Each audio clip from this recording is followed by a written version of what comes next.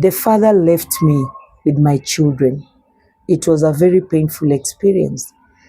And he took in another woman with 4 kids. He died in the US.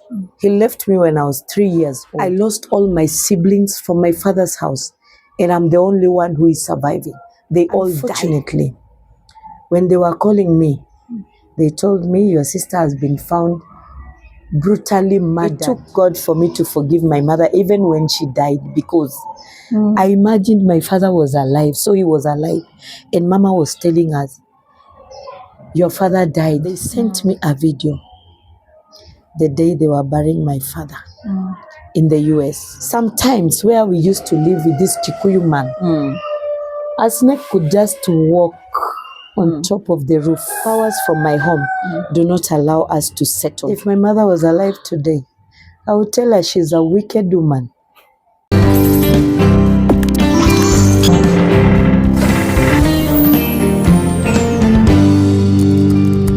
Hello, a very warm welcome wherever you're watching us from. On our desk today is Immaculate, or rather Mama Natasha, who is a single mother.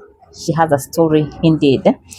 Without further ado, allow me to let her introduce herself. Karibu sana Immaculate. Thank you very much. My name's Immaculate Stella Akoth, and I thank God I'm born again. I love Jesus. I come from Siaya, a place known as Ugenya, but at the moment I'm based in Nairobi. I live in Nairobi. I'm a single mother of 2 girls. My firstborn daughter is called Quintine Cheryl. My lastborn daughter is called Natasha Princess Orain. And my children too, they are born again. They love Jesus. And in this life, we've always been taught that life is spiritual. As a single mother, I've been through a lot. I've faced a lot of battles in this life. I've fought until this age I am in. I've fought battles, and I've been trusting God that at least one of these fine days, God will change my story. I'm a lady that has gone through rejection. People have laughed at me. Sometimes they ask, will she make it? But I thank God for everything. Now, all my life, I was working as a stage conductor, stage clerk. I've been working in the matatu industry for the last 10 years. And one time, as we were working, we were just told that we are going to the office. We are going to see our chairman. As we went to the office, I was wondering what is the problem. And we were given suspension for 3 months. When we were given suspension, I didn't understand, and I asked questions why. And I was like, God, it was so painful because I didn't have any other way of making money. I didn't know how I was going to pay my rent, my daughter's school fees. My firstborn daughter completed high school. And because of the kind of job that I was doing, I wasn't able to raise her college fees. She desired to do catering, driving. She desired to do a lot of things. She had a vision and a dream. But somehow things didn't work for me because the money I could get was only providing for food in my house for them, rent, and the school fees for the little girl. And as I've always believed, because the kind of life that I went through, I've always prayed and told God, let my children not go through what I've gone through. So a time came that I took my little daughter, who is the model, the princess, to a private school.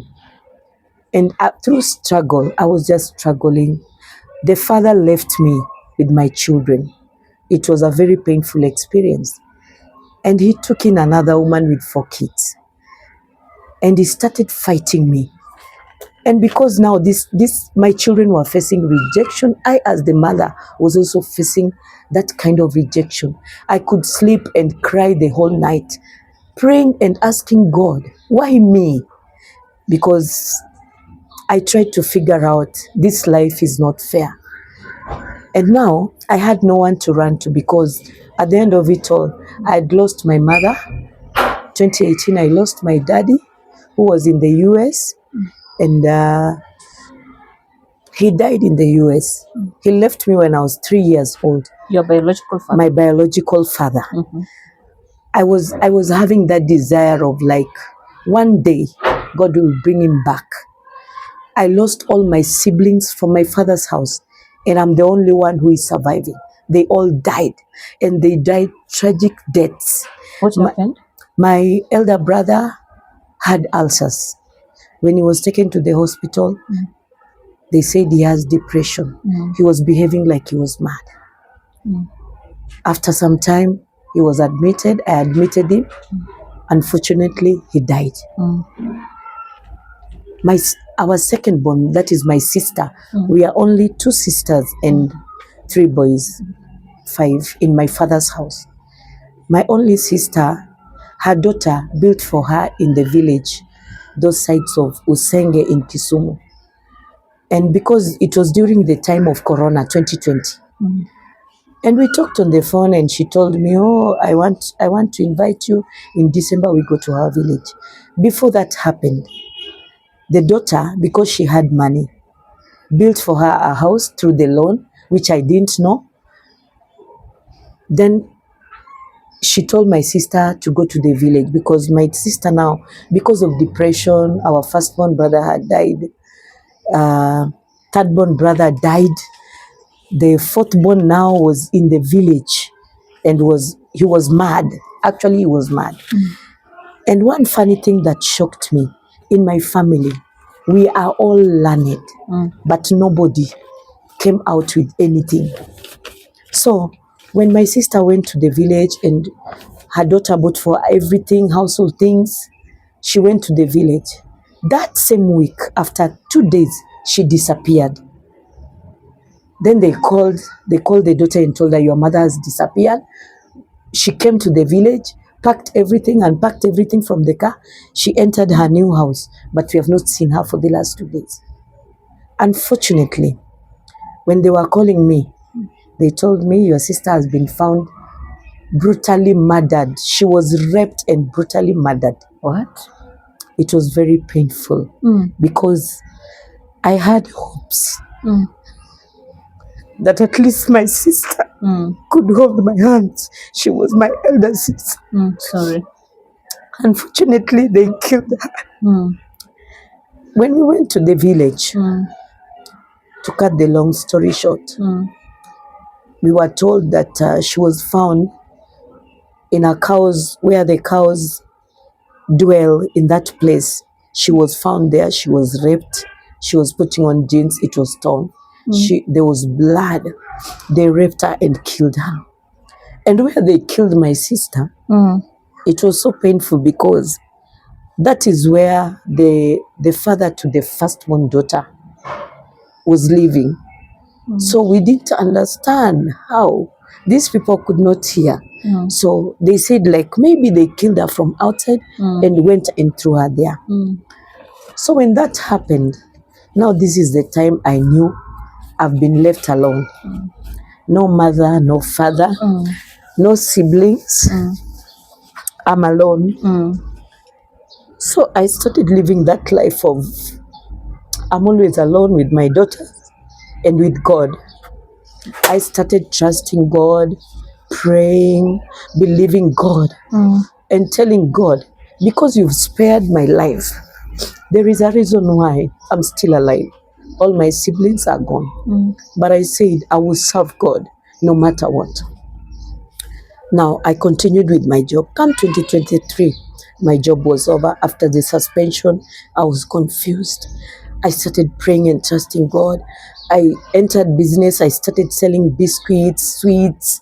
Sometimes that is just from hand to mouth, daily bread. Then come 2024, my daughter was to join Form 1. I didn't have anything, nothing in the account, nothing. I was just me and God and my children. And I told God, you know how she will go to school. My daughter was called to Shiner's Girls. because she was schooling in a private school by Faith Academy. And I struggled also in primary. Right now, I even have fee balance in that primary academy of around 50,000. I don't know how I will pay because they have held her certificates there. I have to clear the balance. Then is when they will release her certificates. So I've been praying. So in January, I tried to call the father, told him now, because I've struggled paying school fees for this girl and I even have arrears, you refuse to help me. Can you assist me how to take the girl to high school? He said yes. Now when time came, I tried calling him, the daughter tried talking to him. He rejected us. He abandoned me and the girl. That was last year, 2024, January. I started becoming sick. I was That is feeling now like the father of the Natasha. father of Natasha. He's the one who abandoned you. Yes, he abandoned me because of another woman. Took that A mother woman of 4 in. children. A mother of 4 children. Only 3 children are his. And then now they have a son with the woman. So when he abandoned me, my daughter became disturbed, very disturbed. Now, I didn't know where to start, but I just told God, Father, help me, because I had reached my end. I couldn't sleep. This girl is here. She's telling me, students are reporting from one mom. I'm supposed to go to Shina's Girls in Nakuru. The father blocked me. So when he blocked me, I raised my faith and we started praying with my daughter, holding hands together. Now, my elder daughter, when I lost my job in 2023, she went to live with a friend we were also going to the same church. They were both ushers in the church. Because she was seeing what I was going through, she told me, Mom, let me go out there and, because I cannot stay with you, you don't have a job. You have my sister who is also in school. So when my daughter, when the father blocked me, he does that more oftenly. If he doesn't want to support, he doesn't want to do anything. I thought of another school where my daughter was before, my firstborn daughter. She schooled there before, and I removed her. I decided to walk to different schools, day schools. Now I was looking for day schools because this man was telling me, the father of my daughter tells me, you go to Nakuru. Then when you reach there, I will send money, which I know he has never done. Because even in primary, having a fee balance of 50,000, and he has never helped me. So to him, he wanted me to bend low to him, beg him. Now there is this woman who is also stubborn and controlling him. So he blocked me. When he blocked me, I went to the principal in a day school, those sides of Masimba, Soweto. I remembered that principal, remembered my daughter was there. I talked to him. What he told me, just told me, instead of staying with the child at home and you don't have money to take her to the school that she was called, which was China's Girls, just bring her. Just look for uniforms, try your best. So I tried, I talked to some of my friends if they can assist me, but in January, everybody is always like, they have bills to pay, they have school fees. So, it was a bit challenging. But I struggled as a single mother, and God helped me. And I got at least one uniform. I looked for books and I took her. So that January, in February, I started having a challenge.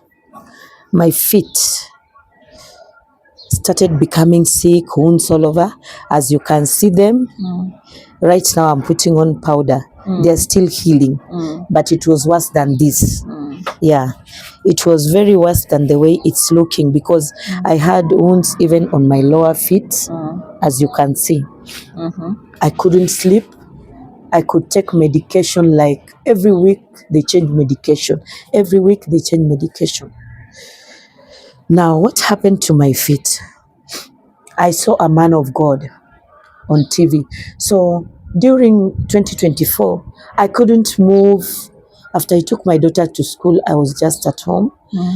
I used to pray. I used to tell God, God, I don't know how I'm going to, I don't know how I'm going to, how my child will feed, but you know.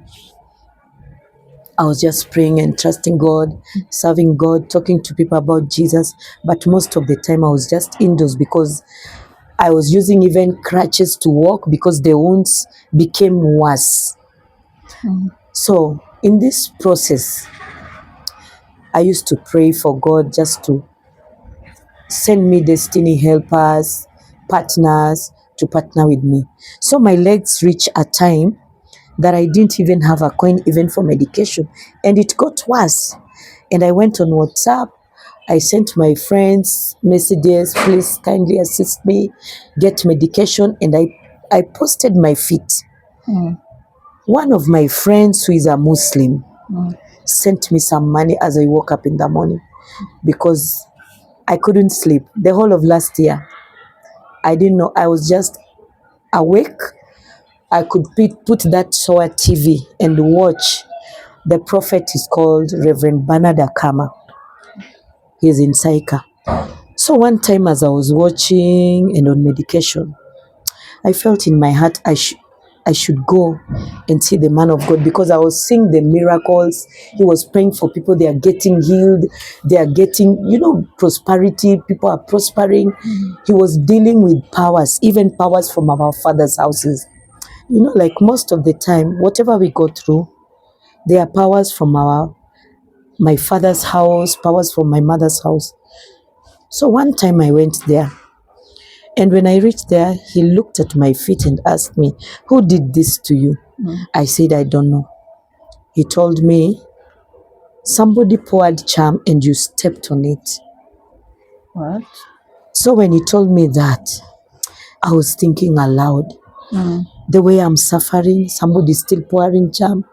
Why do people want to kill me? I'm a single mother. And he told me, go and fast for 2 days, then come on Sunday. I want to reverse that witchcraft to the owner. I didn't even want to hear who did that to me because I had suffered for 1.5 years. That was this year in June. I met the prophet and he prophesied and he told me somebody poured jam. So I went for prayers after fasting for 2 days and he prayed for me. When he prayed for me, in the evening when I came, the skin of my feet were like the skin of a snake and I was peeling. And that is how my healing started. So my feet, as you see, I'm in the process of getting healed. I'm still trusting God as I continue going for prayers. So my daughter, this girl she's now in Form 2, Natasha Princess Orain. I used to take her for modeling and so forth. But somehow, because of the challenges like I had last year, the whole of last year, I didn't get a chance even to get to the internet to go through and find out the modeling groups and so forth. So when I met my sister here, I thank God for Sister Edith. We shared and God came through, and I've been praying. I've been praying and telling God, as she said on Thursday she will come, Father, bring her so that you can open doors, because this is already a door that God has opened. I'm just praying that God will give me destiny helpers, will raise for me and my daughter. She is a model. You will see her. She will come over, you will also see her. She is a model. She has that talent, and we've been trusting God. We've been praying together. One thing I love about my children, they love God. They pray. Even my elder daughter, we talk every time. She tells me, Mommy, I keep praying for you. I'm not happy. She keeps asking me, how are you doing? How is your feet? She's also struggling with life. She has not gotten a job. She's just living with that girl. She's a secretary in the church where I used to go. But right now, I'm changing because where I was prayed for, I can see change. Today, I can sleep. After June, the prophet, the man of God, prayed for my feet. I can sleep. I never used to sleep. I could sit up to 5 a.m. in the morning. But I thank God. Today, I sleep like a baby. I no longer take the strong drugs. I used to take cetirizine, strong antibiotics. I used to take diclofenac, the strongest one, is when I can sleep. But right now, when he prayed for me, it's only the powder, and I apply the anointing oil that I bought from the supermarket, because I have to apply something liquid because of my feet. So at the moment, I'm trusting God that God is going to see me through. I've been through a lot, and I know even through this testimony, it will encourage someone, because the Bible says, the just shall live by faith. And I know God is going to see me through. He's going to restore me back to my work. My feet are healed, and God is going to restore me back to work. I'm just waiting for them to dry. And I know God will make a way. Immaculate, you've just said that life is spiritual. I also believe so. Yes. You talked of your siblings dying mysteriously. Yes. Maybe do you think there is a generational curse that has been following your family? Yeah, I think so. Because where I come from in my village, I come from Ugenya. There's a lot of witchcraft in my village. A lot. Even me, I fear going home. When I go home, I don't call them. I don't say. I just take a bus and a light and I enter. Because if I tell them I'm traveling, they'll even cause an accident on the road. So in our village, it is also bloodline. There is a lot of witchcraft. There are very good homes that are built, like the homes, the houses we have in Nairobi. Nobody's living in those homes. Somebody built when they were going to enter the house. The day they were going to enter the house, they died the previous night. So you find that there are buildings, a lot of buildings. Nobody lives in those buildings. And why am I saying that? One time, my fourth-born brother, who was living in the village, one time as we went to bury my elder brother, he told me something. He told me there is a house he used to sleep in the village. But the day he slept in that house, there is a big snake.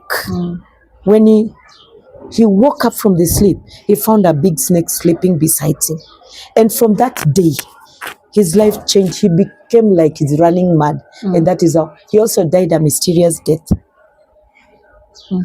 He told me there was a big snake. And me, I fear my home. I always pray that I would rather God makes a way. I build my home in Nairobi, not in that village. Yeah, because there is a lot of witchcraft. There are also powers from my father's house, powers from my mother's house, that even right now, I'm dealing with those powers, that it will not affect my next generation. It will not affect my children, my daughters, my granddaughters, and their children. So right now, I'm also in that space of dealing with powers from my father's house. Those powers are very strong. There's a lot of witchcraft in my village. A lot. Yes. And do you think maybe if your siblings could have known a Christ earlier, maybe their lives could be better, or they could be alive right now? Yes, I think so. Because I got saved long time, and I think in my family, I was the only one who was born again. And every time I could preach to them about Jesus. And because I was prayerful, there are times I could pray and God shows me where my siblings are heading. God could open my eyes and I could see, and I could see them. Even my firstborn brother, I could tell him, I wish this family, we can get together and start praying. Because where I come from, the background of our religion is Catholic. So you see, like my family, these other family members, my brothers, my siblings, because our family background is Catholic, they used to go to Catholics. But me, when I grew up, when I was in Form 2, I changed and I joined Pentecostal churches. So I started going to Pentecostals. My mother wasn't happy because my parents believed because they are Catholics and they are our parents, we should stick there. But me, I diverted. I became a Christian. I got born again in Form 2 and I started praying and trusting God, though my life was not stable. Yeah, because of the background where I came from.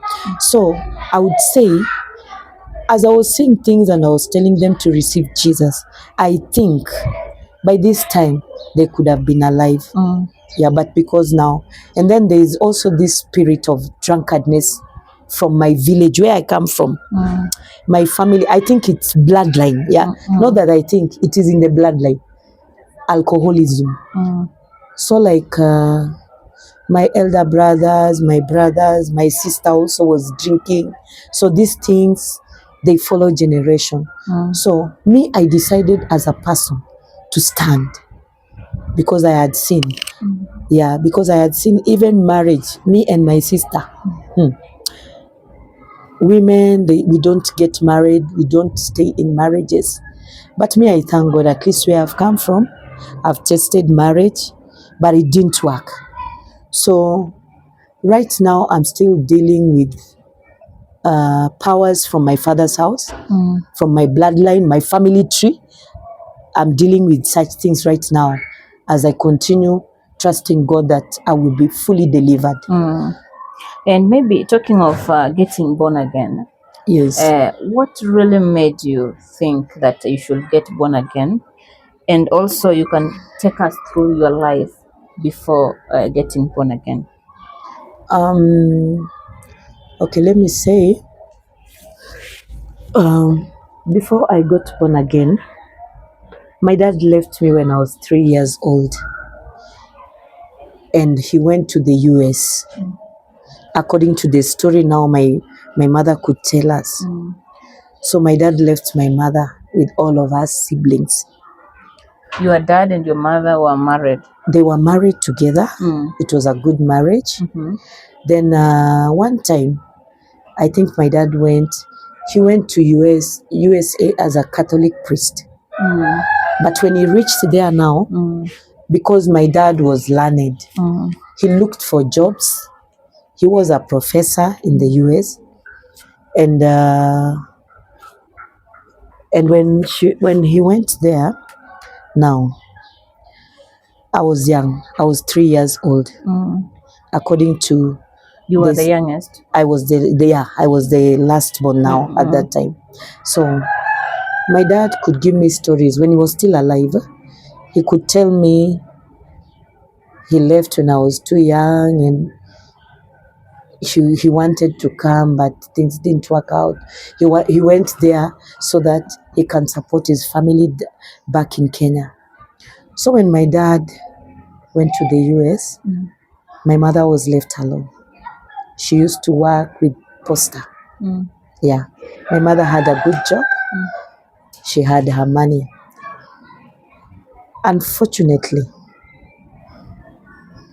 as a woman, now that she was single, she started moving around.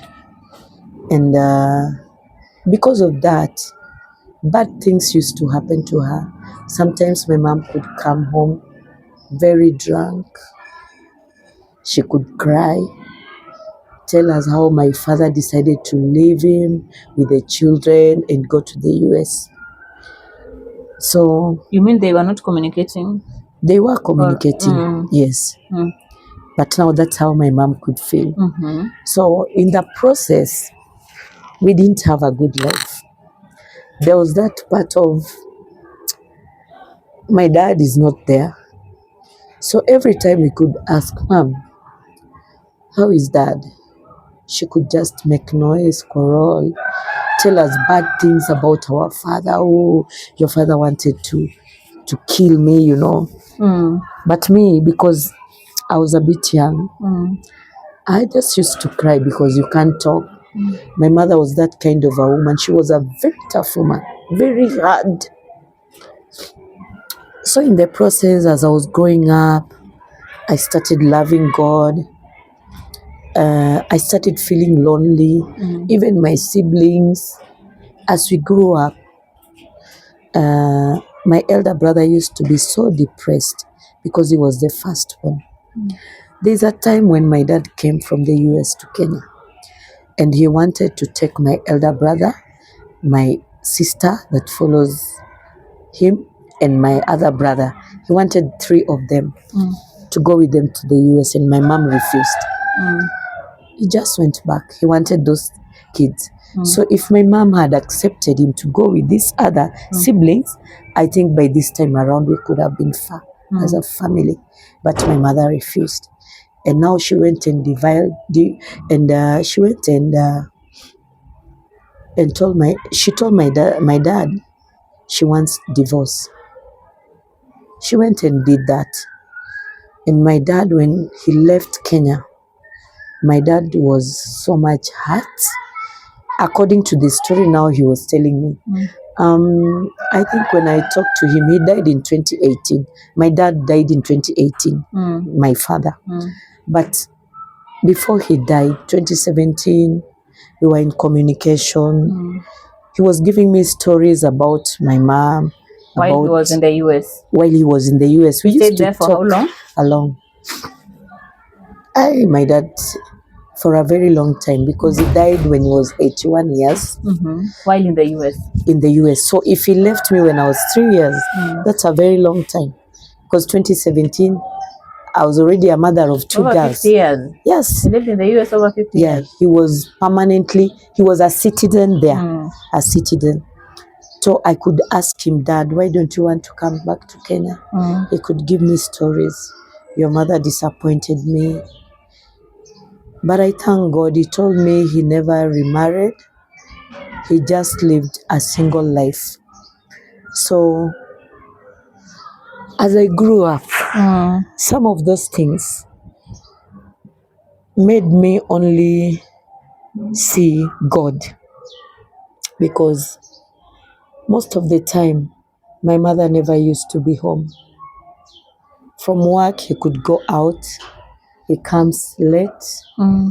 So as the siblings, I grew up also being strong and being alone because my mom needs to be around, but we only see her on Sunday.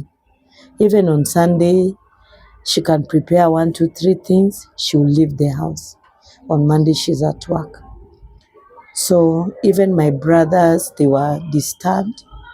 But you see now, in that generation, you can't talk to your mom. Yeah. The only thing you can do is to keep quiet, because when you talk, you will be beaten. And sometimes you can even sleep outside. So as I grew up, as I entered high school, because I started going to these Pentecostal churches, I started loving God. I started knowing God and praying. Because one thing I'm happy about, my father in the US, that time he was very sick. Before he was taken to the ICU, I talked to him and I told him about Jesus. And that day he told me, call me in the morning. I went to a pastor and I told him, Pastor, I want to make a call and I want you to lead my father to salvation. I thank God he died after he confessed Jesus as his Lord and Savior. And my dad was a very hard man. You know, he had everything, so there is nothing you can tell him. If money, everything. So. And he was still a Catholic priest? No. When he went to the US now, because he was very learned and he had papers, he got a job there. He was working there. He was living in Manhattan, New York. So he got a job, and also he was lecturing in the universities because he was a professor. So when he went there, he told me he changed the profession. He didn't go. He just went there as a priest. He wanted a way to go. But now, because now he got the way and he entered, now his papers, he got a good job and he was working there. Yeah. So that is what made me love God more, because later on my mother died when I had given birth to my firstborn daughter. And that is the time now I felt my life. So it's your mom who died first or your dad? My mom died first. Okay. She died in 1995. My firstborn daughter was only 2 years. So now we were left alone. Siblings, God for us. You know, we And have to trust did your father God. come for the burial of your mom? He never came. He never came. Reason being, my dad was hurt. Like kind of, he was hurt when he went to the US because of what happened. My mother decided to divorce him, and so he left. But they were still in communication, because my dad told me, I used to talk to your mom because of you, my children. I didn't want to leave my children to suffer. So I used to talk to him. So you find that in the process, when my mom died, that is the time we found our father. Since 3 years, up to the time 1995, when my mother died. That is 1998, yeah. Because my daughter was 2 years, 95. She died in 1998. That is the time I knew my father was alive. All these years, my mother used to tell us our father died, which was a lie. So you see, it took God for me to forgive my mother even when she died, because I imagined my father was alive, so he was alive. And Mama was telling us, your father died. Sometimes she could come home drunk and she could tell us, he went to America to meet those wazungus, with those wazungus, and my father was not that type of a man. So when my mother died, that is when we knew our father is in the US. That is when we started communicating with our dad. So me, I was happy we found our father. And I was telling him always, as we talk on the phone, he used to talk with my daughters. I could tell him, Dad, I want you to come back home. Come back. He could ask me, where will I live? I don't want to go to the village. You know that village is wicked. Even him, he knew that our village is wicked. I used to tell him, come, we'll live with you in Nairobi. My dad had plans. We had plans. So you see, like when we started talking a lot with my dad, like these other siblings, they were jealous. So they were like, hey, it's only me that my dad talks to me. They're even secrets up to today. As much as my father died, I know. But even my siblings that died, I never even told them. Because my father told me, I know my children. There are some things, if you tell them, they'll never believe you. So keep them to yourself. So like we had plans. And he even told me, I made passports for my daughters.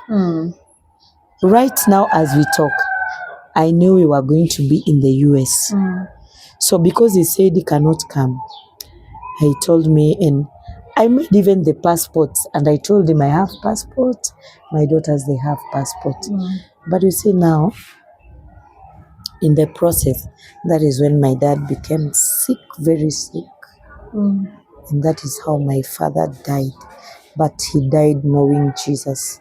A man of God led him through my phone to Jesus. So me, I had high hopes. I knew if he's not coming to Kenya, we are going to the US. Yeah. Unfortunately, things didn't. Was he buried in Kenya or in the US? He wasn't buried in Kenya. Reason being, my firstborn brother had died. He was the eldest. I didn't have finances to go to bring the body to Kenya. There is a man who was his friend in the US. He had planned and called me and told me we are bringing the body to Kenya.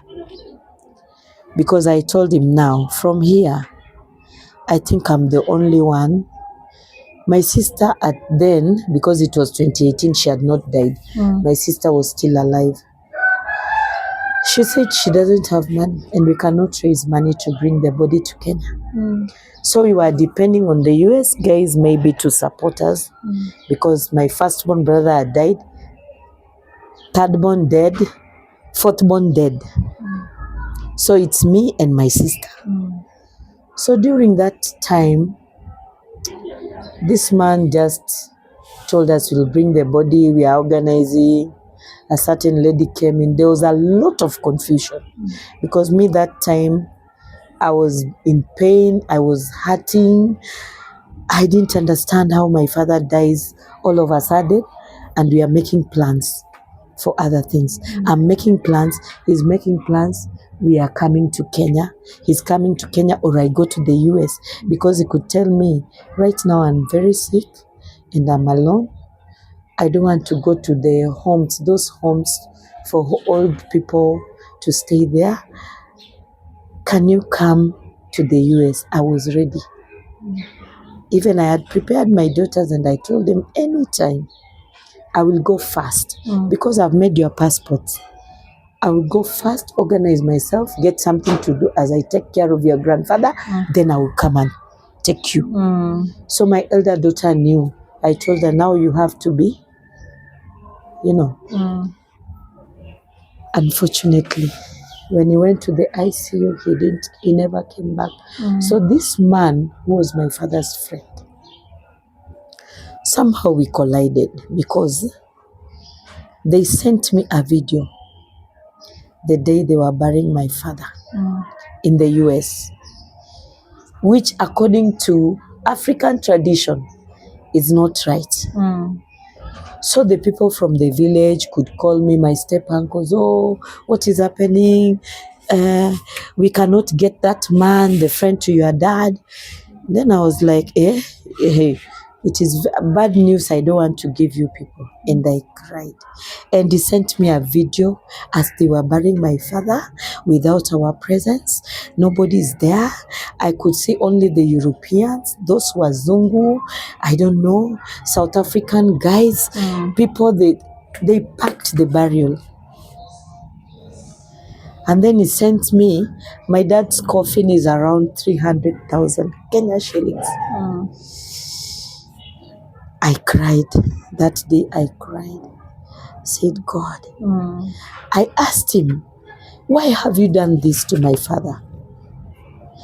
And then in the video, unfortunately that phone I had it switched off after the burial of my father. After watching that video, my phone went off with everything, documents, everything photoed. He's telling those guys that my dad's name is called George. He was telling those guys that if George could have been in Kenya, he could have been buried to a coffee plantation. That man. And then he's saying, even only the daughters are there. I don't think if they could have buried him, if he was in Kenya, they could have buried him in a coffee plantation. When we have a village, he has a home there, and everything could have just been organized.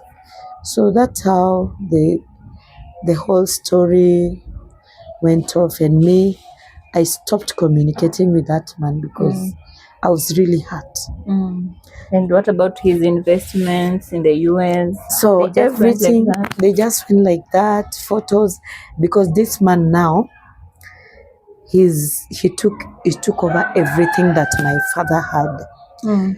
So at the moment, I've been praying that if I can get someone to support me get a visa and a ticket and go to the US, because I can never get lost. I know even the street where my father was living.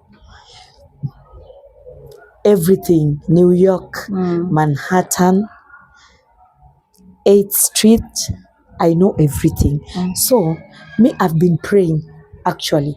My prayer is, if God can open a door for me to get myself in the US, I think God will raise somebody who can assist me, because that man is sitting. I'm suffering with my children here in Kenya. My uncles are suffering in the village. That man is sitting over my father's wealth. He's enjoying. Look at me. I can't even get money to buy medication. So my dad had real estate. My dad was wealthy. I would say And that. he never invested in Kenya? He never. Reason being, according to our tradition, my father believed men are the ones that need to do stuff, though he later on realized. In fact, there's a time my father told me, before he died, he told me, I wish you were my firstborn and you are a man, because you are taking care of this family like, look at your brothers, because right that time my brothers, all of them were drunkards. Nobody was amounting to anything. My sister was another drunkard, but I didn't blame them, because I knew there is a power behind, because even where I come from, alcohol is in the bloodline. It is in the bloodline. That's why when I started, I said there are powers from my father's house, powers from my mother's house. So my dad, when he started investing, he used to communicate with my elder brother. That is our firstborn brother. But the brother messed up everything. He could drink all the money. So I used to tell my father, hey, these boys of yours, even though you are saying they are the men that need to handle everything, they are not handling everything. So when my father realized, now the truth came. I told him, Dad, one day you will believe me. One day came, he believed me. When he asked, where is the house you told me you are buying? No house. So the money was being sent to your brother? My elder He was brother. just squandering the money? Yeah, with women. Then that is after the death of your mother? After the death of my mother. Because before, your mother used to tell you that your father died. Yes. Then, who got my father? My elder sister used to work in casino, Intercontinental. There is a lady, my sister was doing gambling. There's a lady who came there.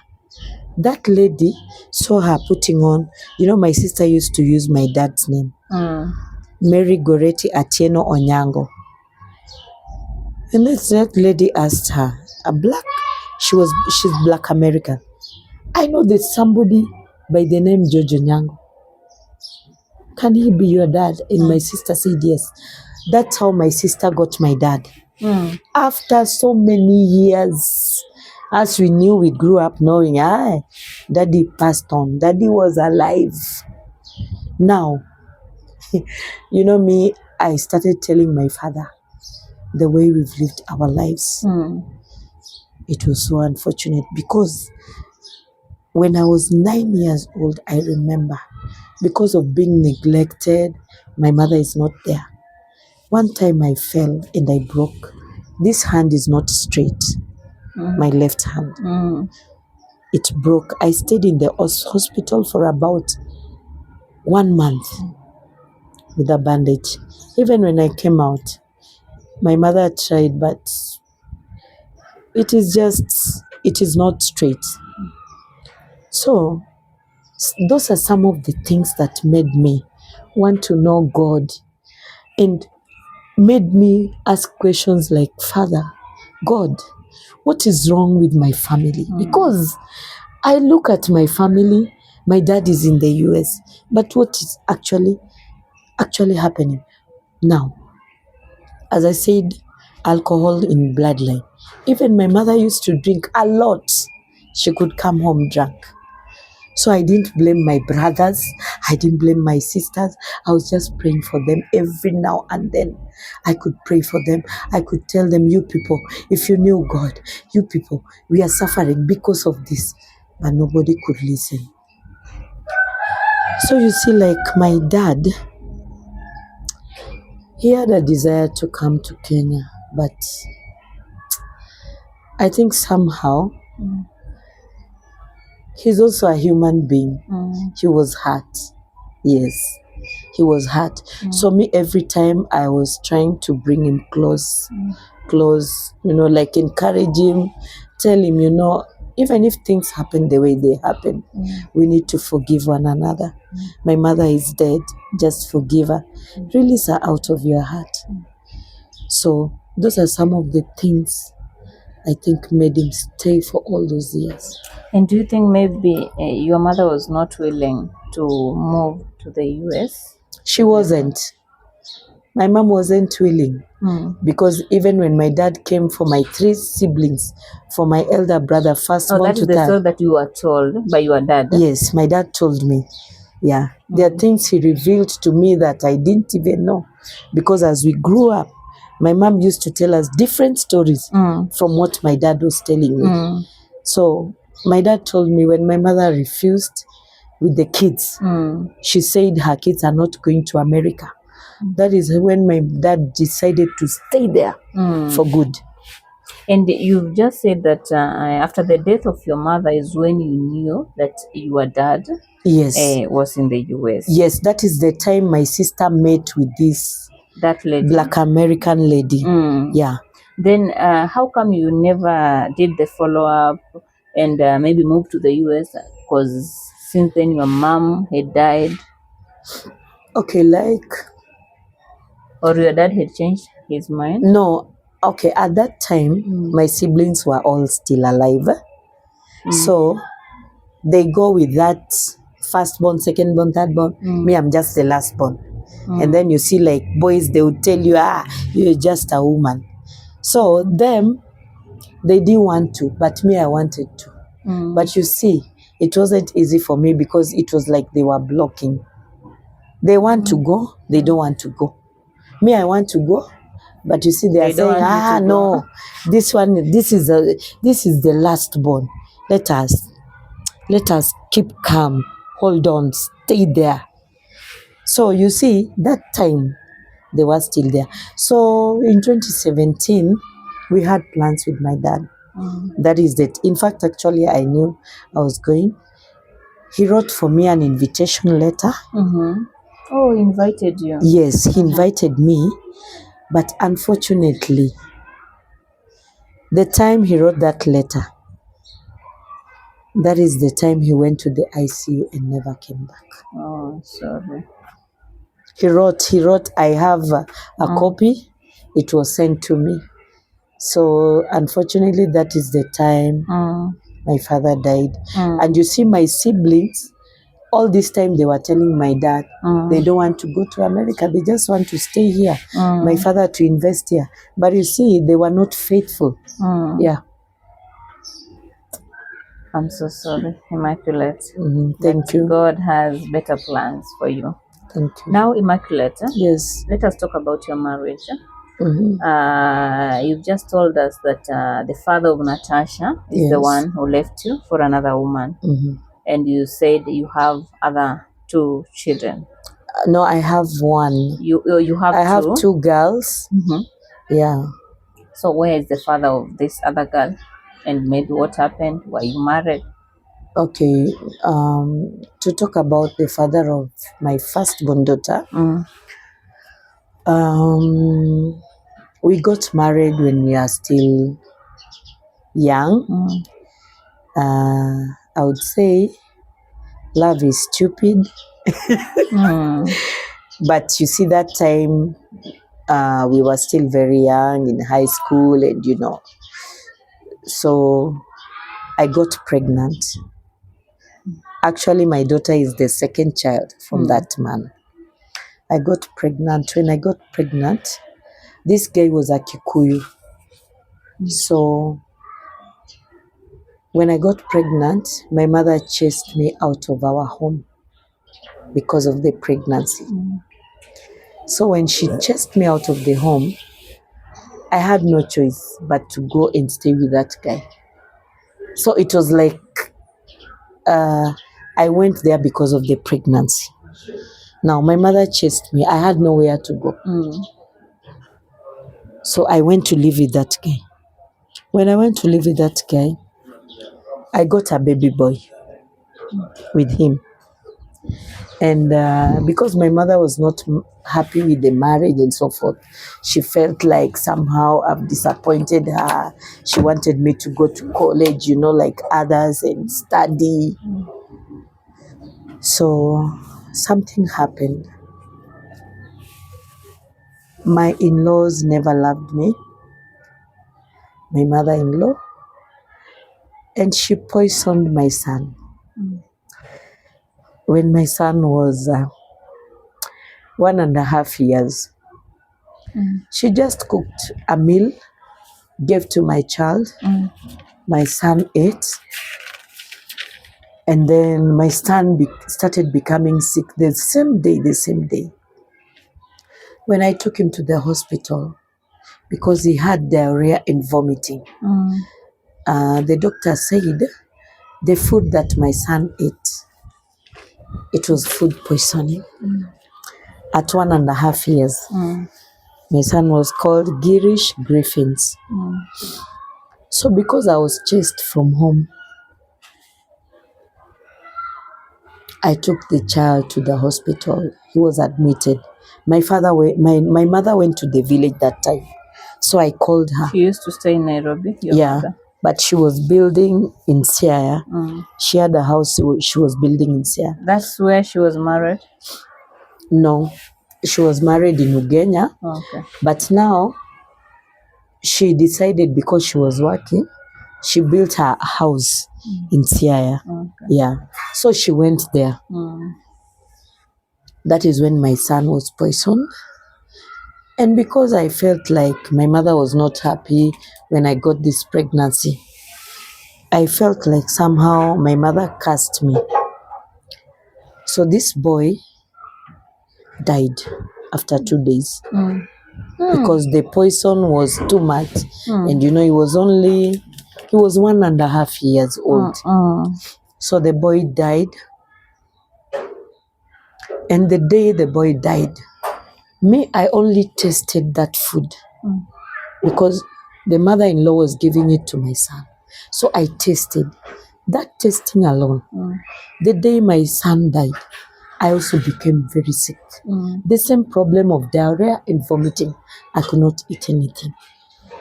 So the same night my son died, during the day, he died during the day, I was also admitted.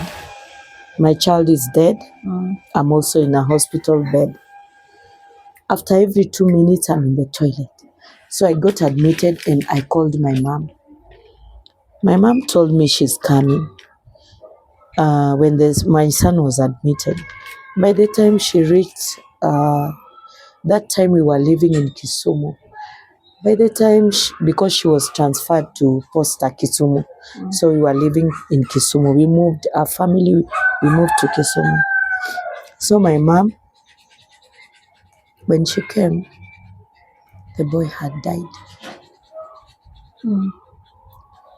So we just organized, I buried my son. Then, still, I had nowhere to go. I went back after the hospital. I just went back there. I got the second pregnancy. That is now my firstborn daughter. From the same husband? The same man, yes, the same Kikuyu man. Then I found out this family, they claim to be born again, but they are wicked. They started fighting me again. Now, the mother-in-law, she could come for my baby, but at one time I felt no. And I just told her, you just killed my son. You want to kill this one? you will not kill my daughter. I decided to move out. So as we were in that marriage, one time, because of what I said before I left, there was a very bad fight in that family. And we fought. I fought with the in-laws. Physically, it was physical. And then I decided, I told the guy, I will not die here and I will not be giving back and my children are killed. Let me go. For the sake of my daughter, let us just forget about this whole thing, because you have not even married me legally. I'm illegally married to you. It's like, can we stay?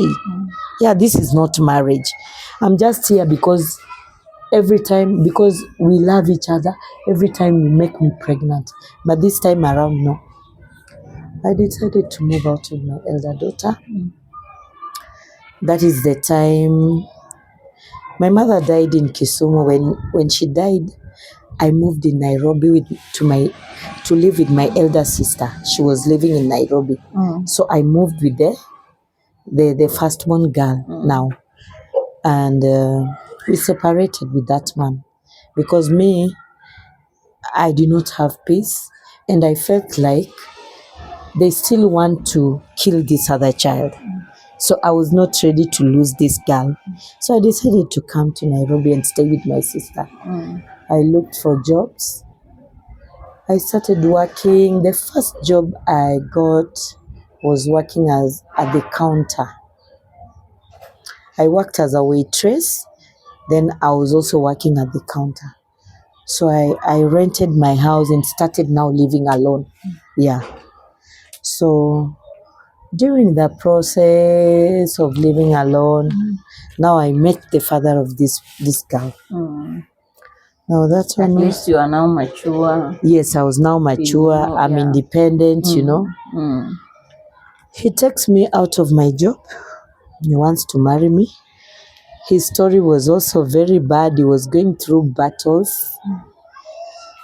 That man could not even sustain a lady. But me, I said, okay, fine. Let me stay with him. So he took me in with my firstborn daughter. And we started living, because now my mother is dead. Now, how will I go home? And what are we going to do about the whole thing? We started living together. Then at one time, because my firstborn daughter, I came with her. And now I'm pregnant with his daughter. He's a lawyer man. That is where I knew men are wicked. But the first one was a Kikuyu. The first one was a Kikuyu. You mean there is witchcraft in Kikuyu land also? There is. Because sometimes where we used to live with this Kikuyu man, a snake could just walk on top of the roof. And we see it walking. And it could kill. And because of the battles that I had with them, because they never liked me, they said me I'm a Luo. They want their son to marry a Kikuyu. Yeah. So because of that kind of a battle, I felt, if they don't want me, let me go. These people will finish me. They have already killed my son, remember. So we could just sit in the house. Then we see a snake on top of the roof. And it could kill, and I could ask myself, how does a snake enter on top of the roof and it is walking?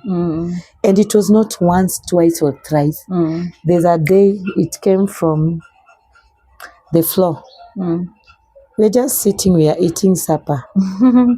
And then I'm seeing something shining. And I asked him, what is this? A snake. Especially Muranga. They are coming from Muranga. Those guys, they come from Muranga. It is worse. There is witchcraft everywhere. Yeah. I've learned and I've known there is witchcraft everywhere. In Luo land, Muranga, Kikuyus, they have witchcraft. Luyas, there is witchcraft. You are only safe if you know God and you know how to pray and fight such battles. Yes. So he took me in. Now, what discouraged me the most? We came to a story, he was inquiring about my life. Now the second husband. The second husband, the Luya man. Yeah, now the Kikuyu guy, I left him and I started living my own life, taking care of my daughter, paying school fees and everything. Now I got this Luya man. He took me from the club where I was working, promised to open for me a business, everything. You know the way men can promise you heaven and earth. Yes. I even thought he was going to buy for me an aeroplane that I didn't see. So, fortunately or unfortunately, he wanted a child, but me, I was not for a child because of what I had been through with my firstborn daughter. He wanted a child. He could take me to a gynecologist.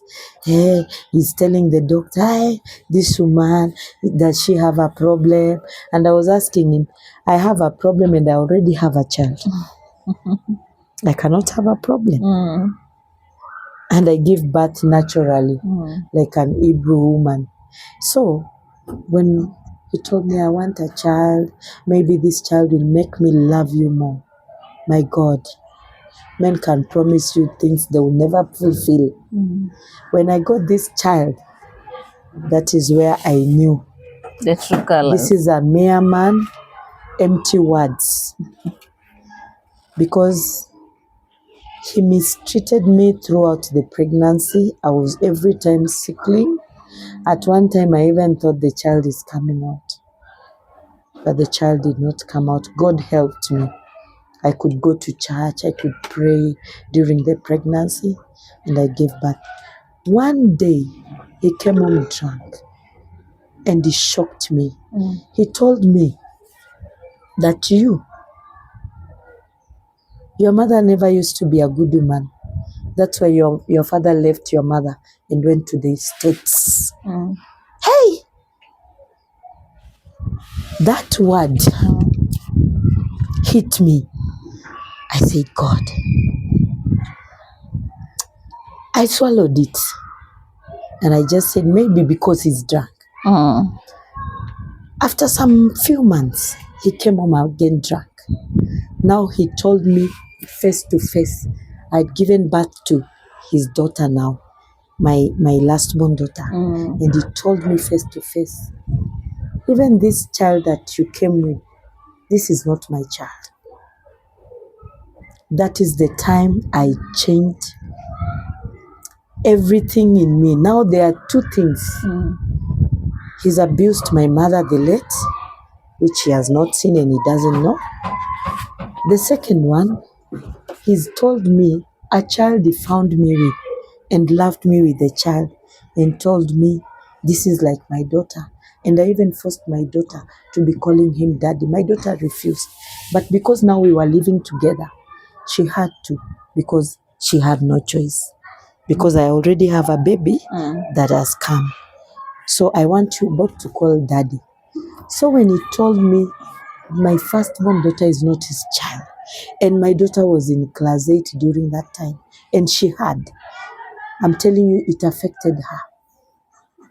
And when I was having this other young girl, my daughter loved her, but she was telling me that is very wrong, meaning she's not part of her sister. So that is the time I decided, because I can work hard, I moved out with my children. And I said, now, let me live with my children so that one day, I'm not dying now, I will live to see my grandchildren and great-grandchildren. I'm too young to die now. But I said in my heart, I don't want to separate my children the way we were separated in our family. That one day I'm dead or I'm not there, I want my children to be together. So I took my children, looked for them at a job, and I started working. So it's you moved out. Yes. Then he later remarried. He just brought the woman in the same house. Oh, but They you are were living in my after house. you decided to leave, huh? Yes, after I decided to leave, but still, my husband loves women, being a lawyer. Mm. And there's a time he told me, I'm just the wife of the house, but I should know that he has others. So, you know, every time he speaks, I don't take it that he's drunk, because these words are very powerful. This is not a child who is speaking. This is a grown-up man. So every time he could speak, I could take those words seriously. He told me, you're just the woman of the house, but know that there are others. So in quotes, and I look at life like this. My sister was HIV positive, the one who was killed, brutally killed and murdered. It hurt me Was she because married? she was married But to a man in that home, and even that man died long time. So even it's the daughter who took her back there. So my She only sister, had one child, no, she had 3 children, but also from, different fathers. okay, like the firstborn, the home where she was murdered, that was the father's home. Then there are 2 more, a girl and a boy, from another lawyer man also. Yeah, that's why I said, this thing, it's bloodline, even marriage thing. Because me, I've come to realize that even me being single, it is in the bloodline. I have to break those things so that I settle right now. Because if I don't, I will never settle with a man. Because you see, even my brothers, my firstborn brother was given a woman who was a son. Look at my life. I got married when I was young. I left the marriage. I went to another man. He also had other children because there's a woman who could fight. They could go to the chief's place.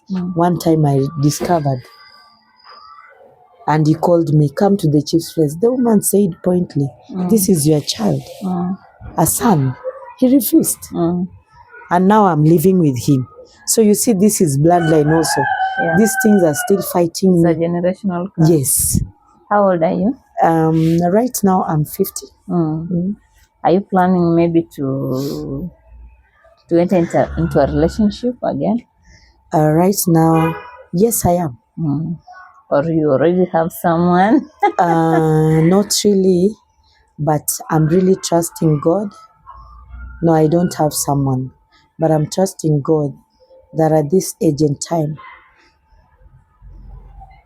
God should bring me a man after his heart, a man that will serve God, do ministry together right now.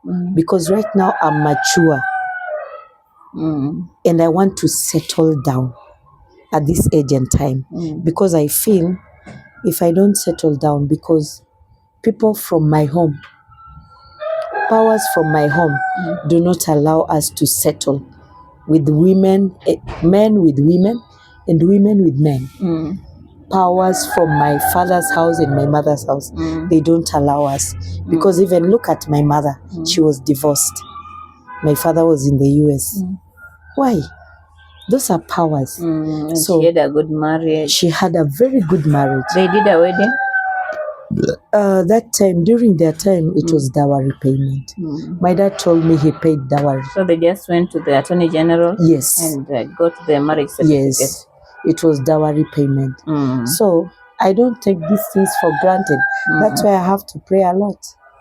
I need to settle down, because if I don't right now, I will never settle. And I have to settle because I have girls. My daughter is almost the age of getting married. How old is she? She's around 28. Wow, Yeah. your firstborn daughter. Yes. So I need a man to settle down. So as my daughter comes to settle, we are good to go. Yes. Wow, that's amazing. How is the relationship between your ex-husbands? Do they talk? How with their children? My Are ex, they in communication with you? never. The first man, the father The to my Kikuyu man. firstborn daughter, the Kikuyu man. When did we meet? Was it in 2023? I raised the brother's kids when we were in Kisumu. So one of the daughters died. And now the elder brother called me to go for the funeral. But we've never talked. I've raised my firstborn daughter alone. Alone. So when I went for the funeral, I went with my lastborn daughter. And I found them. And he told me my daughter went to look for the father. I felt so bad because I raised her alone. This man has never paid. I even told the uncle, even a panty, he has never bought for my daughter, even school fees. I've struggled with these children.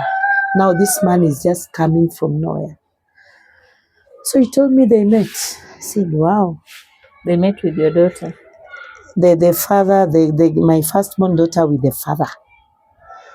Without your knowledge? Without my knowledge, because already we were not living with her. Okay. At that time in 2023. Yeah, so the uncle Meaning told they me. talk? Huh? But according to the father, because he was in the funeral there and I was there, he said, my daughter, he cannot talk to my daughter. My daughter is stubborn. And I told him he's stubborn because you never raised him. Yeah. So how can she listen to you? And the mother-in-law who killed your son? She was still there. Alive? Yes. Does she regret? The witches, they don't die easily. But the Bible says in Exodus 22:18, suffer not for a witch to live. Because I know my right now as a child of God. I know the prayers I make. No witch can attack me. Because I call on the blood of Jesus. I know I'm covered with the blood of Jesus. So that woman, I saw her, but she's not okay. But we never, I only went for the funeral. Yeah. But the in-laws that fought me, most of them, out of their marriages, they are single like me. Yeah. Wow. Immaculate, yes, let us wrap up this story. What is your last message? Talk to people, talk to couples, talk to single mothers. My last message is for the couples that are married. Pray for your marriages. If you're a man, stand with your wife. Encourage them. And if you see like marriage is not working out, please look for a man of God that his marriage is standing, and go for counseling. They will always help you. Marriage is sweet and marriage is also bitter. We can make our marriages sweet and we can make them bitter. And then to the married men, if you have had another relationship from outside, when you get married, please inform your woman before you take her in as a wife, because these are some of the things that makes the marriages break. Why am I saying that? After I got married and I was pregnant, that is when I discovered the man that married me had other kids from outside and other women, because they could even call the phones, ask him, oh, help the kid. So for the married men, please hold on to your marriage. Be faithful to your wife. Because for me, the reason why sometimes I separate is because when a man goes out and sleeps with other women, we have HIV and AIDS, we have syphilis, we have gonorrhea. You will bring these diseases to your wife. What about the children that are in this home? And me, if there is anything I fear, those kind of sicknesses, I would rather be safe and be alone. So men, be faithful to your wives. Women, be faithful to your husbands. I'm not only saying, talking about men, even us as women, some of us are very wicked because you are married here and then you have someone outside there. That means when you carry sickness from another man, you bring it to your husband. You will infect your husband. What about the children that you are giving birth to? What do we tell them now or in the future? For the single ladies, I would encourage you. If your marriage didn't work out, there is still hope in Christ. Continue praying. Continue seeking the face of God. But don't start moving around with other men. Continue trusting God, because me as a single mother, as a single woman right now, my prayer is that God will give me a God-fearing man, a man after his own heart, a man that will serve the Lord with. And our marriage will be legal, because I came to discover I've been entering marriages illegally. A man does not even know my home. He will mistreat me and frustrate me. And I will be depressed at the end of the day.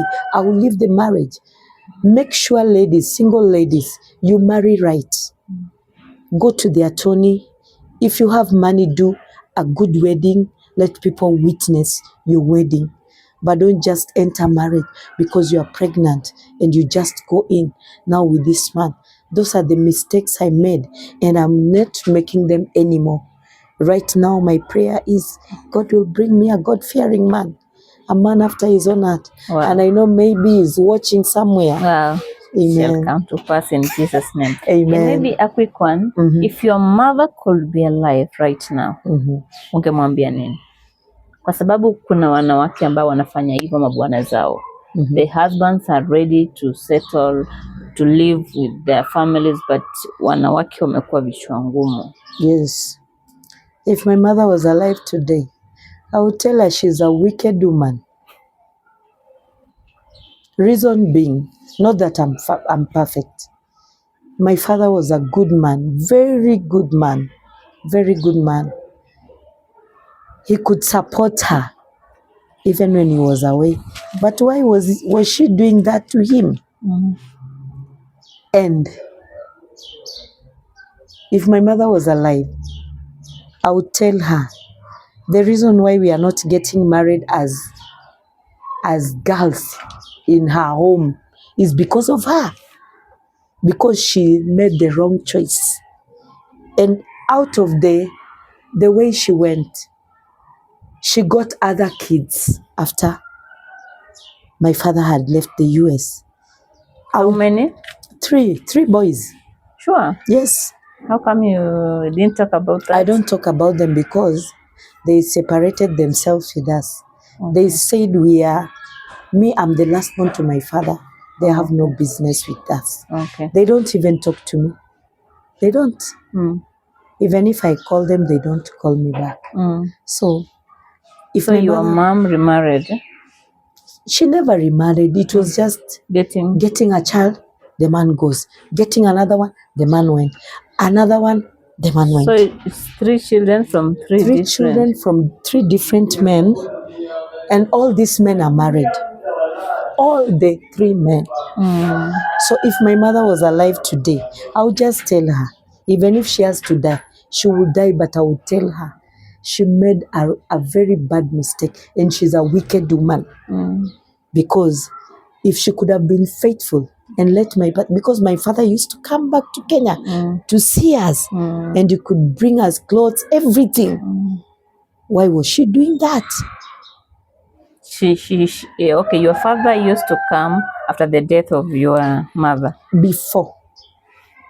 But I thought you said that your mother used to lie to you guys that your dad is dead. Yes, that was before we knew our father was alive. Yes.